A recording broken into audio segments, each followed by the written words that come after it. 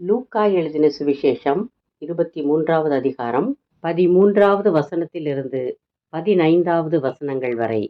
பிலாத்து பிரதான ஆசாரியர்களையும் அதிகாரிகளையும் ஜனங்களையும் கூடிவர செய்து அவர்களை நோக்கி, ஜனங்களை கலகத்துக்கு தூண்டி விடுகிறவனாக இந்த மனுஷனை என்னிடத்தில் கொண்டு வந்தீர்கள். நான் உங்களுக்கு முன்பாக விசாரித்தபோது இவன் மேல் நீங்கள் சாட்டுகிற குற்றங்களில் ஒன்றையும் நான் இவனிடத்தில் காணவில்லை. உங்களை ஏரோதினிடத்திற்கும் அனுப்பினேன், அவரும் இவனிடத்தில் குற்றம் காணவில்லை. மரணத்துக்கு ஏதுவாக இவன் ஒன்றும் செய்யவில்லையே. பஸ்காவிற்காக அடிக்கப்படும் அந்த ஆட்டுக்குட்டி பழுதற்றதும் ஆணும் 1 வயதுள்ளதுமாய் இருக்க வேண்டும் என்பதை யாத்ராகமம் 12வது அதிகாரம் 5வது வசனத்தில் காணலாம். இயேசு பழுதற்ற ஆட்டுக்குட்டியாய் நம்முடைய பாவங்களை மன்னித்து நம்மை சுத்திகரிக்க உலகத்துல வந்தார். நம்முடைய பஸ்காவாகிய கிறிஸ்து நமக்காக பலியிடப்பட்டிருக்கிறாரே.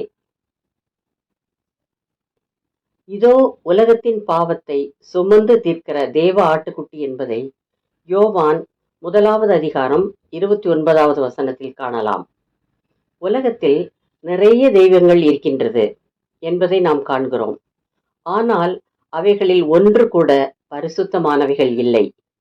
மேலும் அவைகள் நல்ல வழியை மனிதர்களுக்கு காட்டுகிறதில்லை.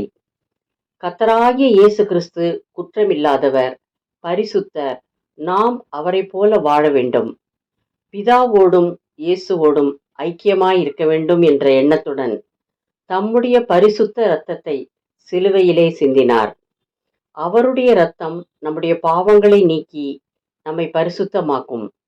நித்திய ஜீவனை அடைவதற்கும் அவரே வழியாயிருக்கிறார். இன்றே இயேசுவுக்கு உங்களை ஒப்புக்கொடுங்கள். நீங்கள் புதிய மனிதனாய் மாறுவீர்கள், பரிசுத்தமாய் வாழ்வீர்கள். ஜெபம். இயேசுவே, என் பாவங்களை மன்னியும், பரிசுத்தமாக்கும். புதிய மனிதனாய் மாறி உம்மை போல வாழ கிருபை அருளும். ஆமீன்.